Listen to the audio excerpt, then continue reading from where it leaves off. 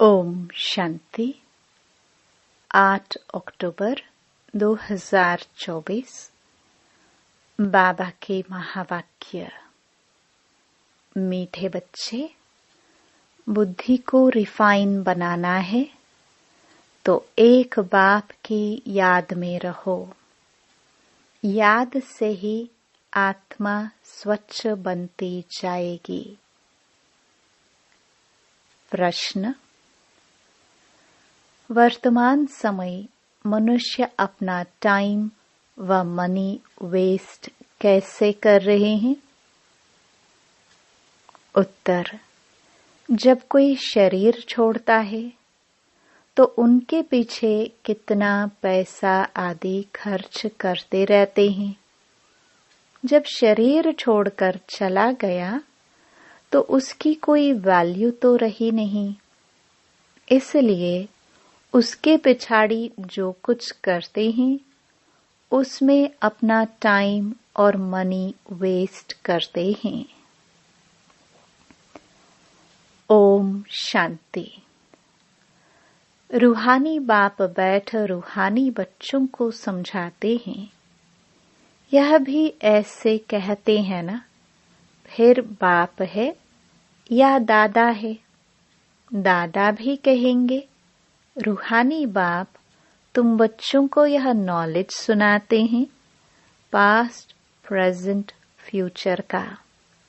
वास्तव में सतयुग से लेकर त्रेता अंत तक क्या हुआ है, यह है मुख्य बात। बाकी द्वापर कलयुग में कौन कौन आए, क्या हुआ, उनकी हिस्ट्री ज्योग्राफी तो बहुत है।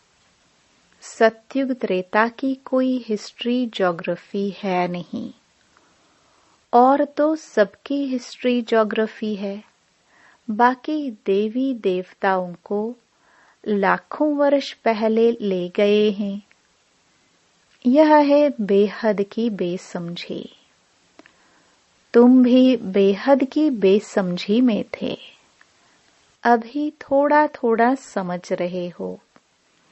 कोई तो अभी भी कुछ समझते नहीं है, बहुत कुछ समझने का है। बाप ने आबू की महिमा कर समझाया है, इस पर ख्याल करना चाहिए। तुम्हारी बुद्धि में आना चाहिए, तुम यहाँ बैठे हो। तुम्हारा यादगार दिलवाड़ा मंदिर कब बना है, कितने वर्ष बाद बना है? कहते हैं 1250 वर्ष हुए हैं, तो बाकी कितने वर्ष रहे? 3750 वर्ष रहे।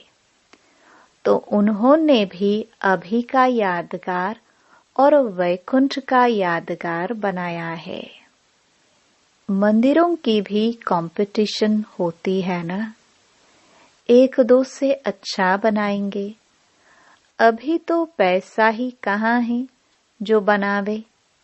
पैसा तो बहुत था, तो सोमनाथ का मंदिर कितना बड़ा बनाया है, अभी तो बना ना सके। भल आगरे आदि में बनाते रहते हैं, परंतु वह सब है फालतू। मनुष्य तो अंधियारे में है ना, जब तक बनावे तब तक विनाश भी आ जाएगा। यह बातें कोई भी नहीं जानते हैं, तोड़ते और बनाते रहते हैं। पैसे मुफ्त में आते रहते हैं, सब वेस्ट होता रहता है। Waste of time, waste of money, waste of energy. कोई मरता है तो कितना टाइम गवाते हैं, हम कुछ भी नहीं करते। आत्मा तो चली गई, बाकी खाल क्या काम की? सर्प खाल छोड़ देता है, उनकी कोई वैल्यू है क्या?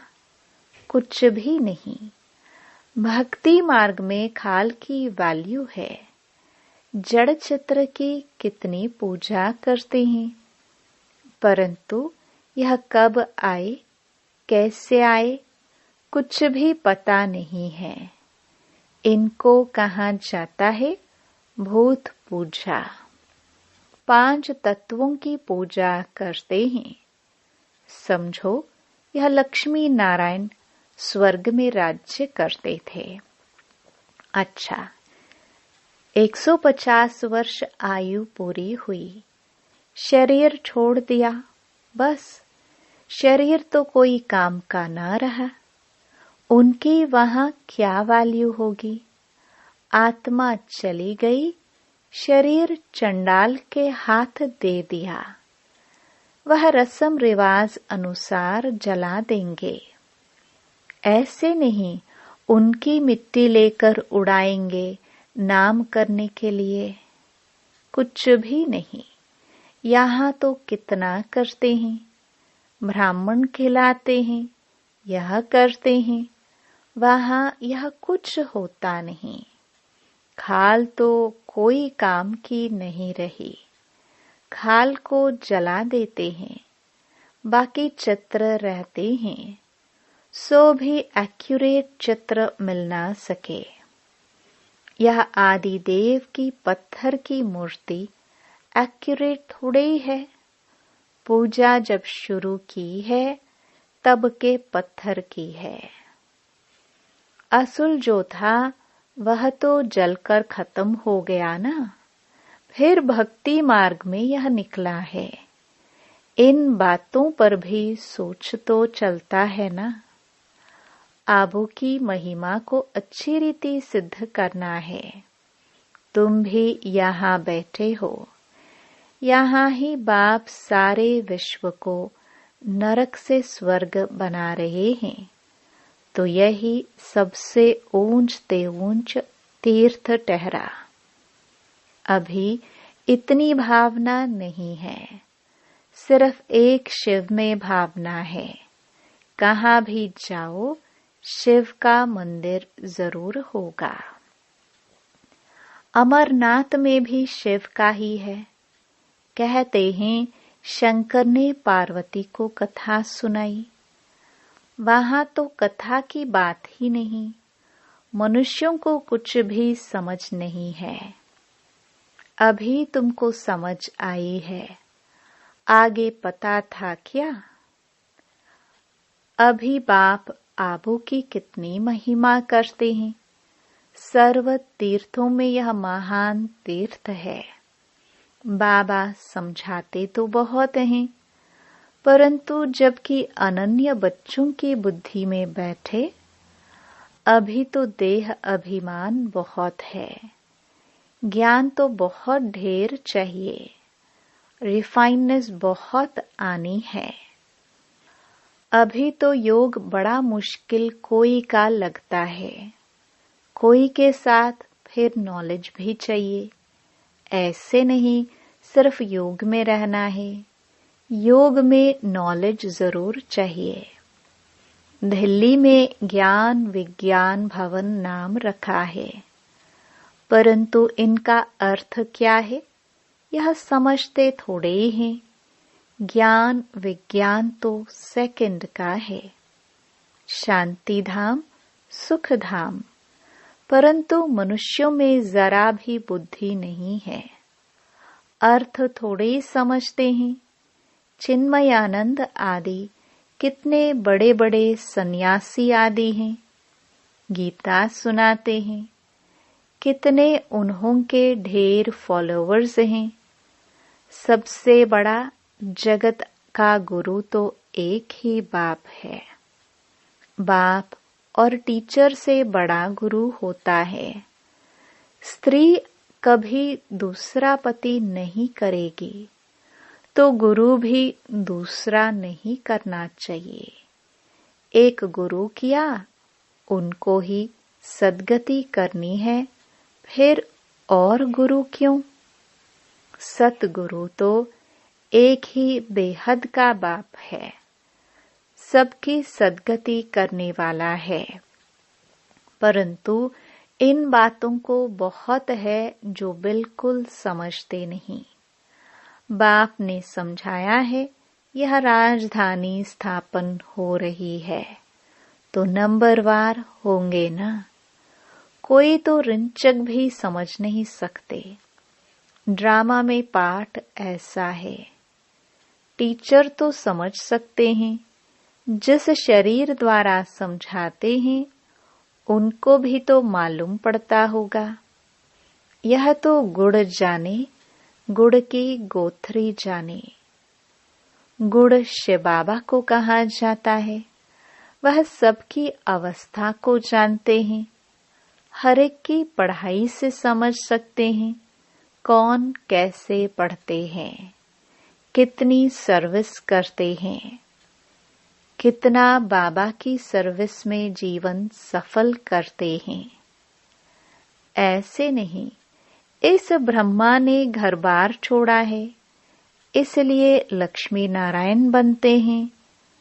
मेहनत करते हैं ना। यह नॉलेज बहुत ऊंची है। कोई अगर बाप की अवज्ञा करते हैं तो एकदम पत्थर बन पड़ते हैं। बाबा ने समझाया था, यह इंद्र सभा है। शिव बाबा ज्ञान वर्षा करते हैं। उनकी अवज्ञा की तो शास्त्रों में लिखा हुआ है, पत्थर बुद्धि हो गए। इसलिए बाबा सबको लिखते रहते हैं, साथ में संभाल से कोई को ले आओ। ऐसे नहीं विकारी अपवित्र यहाँ आकर बैठे, नहीं तो फिर ले आने वाली ब्राह्मणी पर दोष पड़ जाता है। ऐसे कोई को ले नहीं आना है। बड़ी रिस्पॉन्सिबिलिटी है। बहुत ऊंच ते ऊंच बाप है। तुमको विश्व की बादशाही देते हैं तो उनका कितना रिगार्ड रखना चाहिए। बहुतों को मित्र संबंधी आदि याद पड़ते हैं, बाप की याद है नहीं। अंदर ही गुटखा खाते रहते हैं। बाप समझाते हैं, यह है आसुरी दुनिया, अभी दैवी दुनिया बनती है। हमारी एम ऑब्जेक्ट यह है, यह लक्ष्मी नारायण बनना है।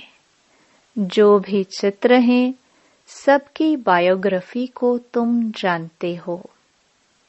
मनुष्यों को समझाने के लिए कितनी मेहनत की जाती है, तुम भी समझते होंगे। यह कुछ अच्छा बुद्धिमान है, यह तो कुछ नहीं समझते हैं। तुम बच्चों में जिसने जितना ज्ञान उठाया है उस अनुसार ही सर्विस कर रहे हैं। मुख्य बात है ही गीता के भगवान की। सूर्यवंशी देवी देवताओं का यह एक ही शास्त्र है, अलग अलग नहीं है। ब्राह्मणों का भी अलग नहीं है। यह बड़ी समझने की बातें हैं। इस ज्ञान मार्ग में भी चलते चलते अगर विकार में गिर पड़े तो ज्ञान बह जाएगा। बहुत अच्छे अच्छे जाकर विकारी बने तो पत्थर बुद्धि हो गए। इसमें बड़ी समझ चाहिए। बाप जो समझाते हैं उनको उगारना चाहिए। यहाँ तो तुमको बहुत सहज है। कोई लौकिक कार्य व्यवहार हंगामा आदि नहीं। बाहर में रहने से धंधे आदि की कितनी चिंता रहती है। माया खूब तूफान में लाती है। यह तो एकांत लगी पड़ी है। बाप तो फिर भी बच्चों को पुरुषार्थ कराते रहते हैं। यह बाबा भी पुरुषार्थी है। पुरुषार्थ कराने वाला तो बाप है। इसमें विचार सागर मंथन करना पड़ता है।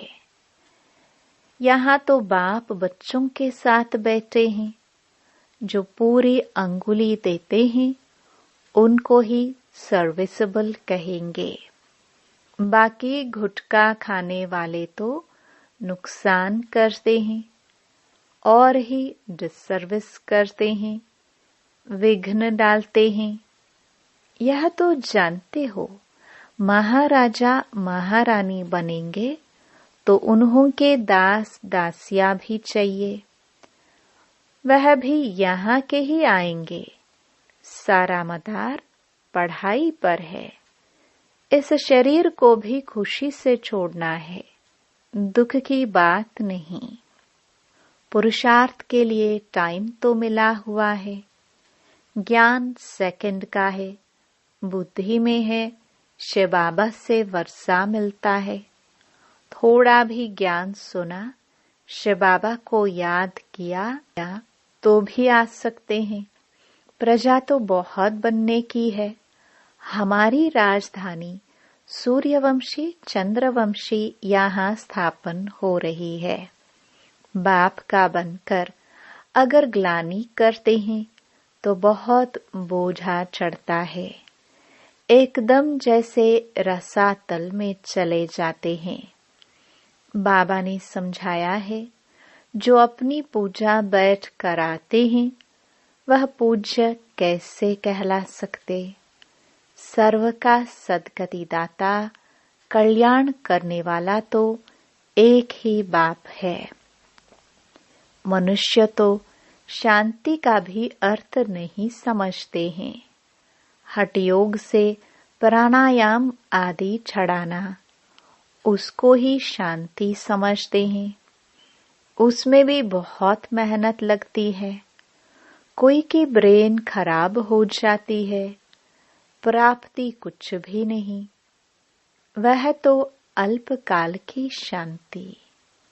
जैसे सुख को अल्पकाल काग विष्टा समान कहते हैं, वैसे वह शांति भी काग विष्टा के समान है। वह है ही अल्पकाल के लिए। बाप तो 21 जन्मों के लिए तुमको सुख शांति दोनों देते हैं। कोई तो शांति धाम में पिछाड़ी तक रहते होंगे। जिनका पाठ है वह इतना सुख थोड़ी देख सकेंगे। वहां भी नंबरवार मर्तबे तो होंगे ना। भल दास दासिया होंगे, परंतु अंदर थोड़ी घुस सकेंगे। श्री कृष्ण को भी देख ना सके। सबके अलग अलग महल होंगे ना। कोई टाइम होगा देखने का। जैसे देखो, पोप आता है तो उनका दर्शन करने के लिए कितने लोग जाते हैं। ऐसे बहुत निकलेंगे जिनका बहुत प्रभाव होगा। लाखों मनुष्य जाएंगे दर्शन करने के लिए। यहाँ शिव बाबा का दर्शन कैसे होगा, यह तो समझने की बात है। अब दुनिया को कैसे पता पड़े कि यह सबसे ऊंच तीर्थ है। दिलवाड़ा जैसा मंदिर शायद आसपास और भी हो, वह भी जाकर देखना चाहिए कैसे बना हुआ है। उनको ज्ञान देने की भी दरकार नहीं, वह फिर तुमको ज्ञान देने लग जाएंगे। राय देते हैं ना, यह करना चाहिए, यह करना चाहिए। यह तो जानते नहीं कि इनको पढ़ाने वाला कौन है। एक एक को समझाने में मेहनत लगती है। उन पर कहानियां भी हैं। कहते थे शेर आया, शेर आया। तुम भी कहते हो मौत आया कि आया। तो वह विश्वास नहीं करते हैं। समझते हैं अभी तो 40,000 वर्ष पड़े हैं, मौत कहाँ से आएगा। परंतु मौत आना तो जरूर है। सबको ले जाएंगे। वहां कोई भी किचड़ा होता नहीं। यहाँ की गौ और वहां की गौ में भी कितना फर्क है। श्री कृष्ण थोड़े गौए चराता था। उन्होंने पास तो दूध हेलीकॉप्टर में आता होगा। यह कीचड़ पट्टी दूर रहती होगी।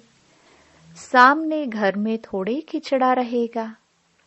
वहां तो अपरम अपार सुख है, जिसके लिए पूरा पुरुषार्थ करना है। कितने अच्छे अच्छे बच्चे सेंटर से आते हैं।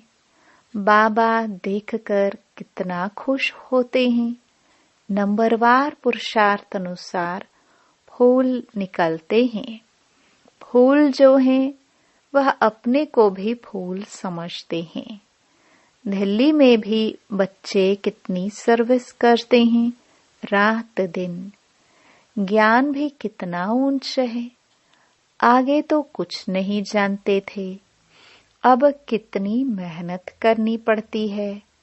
बाबा के पास तो सब समाचार आते हैं। कोई का सुनाते हैं, कोई का नहीं सुनाते हैं, क्योंकि ट्रेटर भी बहुत होते हैं। बहुत फर्स्ट क्लास भी ट्रेटर्स बन पड़ते हैं, थर्ड क्लास भी ट्रेटर हैं। थोड़ा ज्ञान मिला तो समझते हैं हम शिव बाबा के भी बाबा बन गए। पहचान तो है नहीं कि कौन नॉलेज देते हैं। अच्छा, मीठे मीठे सिखिलदे बच्चों प्रति मात पिता बाप दादा का याद प्यार और गुड मॉर्निंग। रूहानी बाप की रूहानी बच्चों को नमस्ते। धारणा के लिए मुख्य सार। पहला, विश्व की बादशाही देने वाले बाप का बहुत बहुत रिगार्ड रखना है। बाप की सर्विस में अपनी जीवन सफल करनी है। पढ़ाई पर पूरा पूरा ध्यान देना है।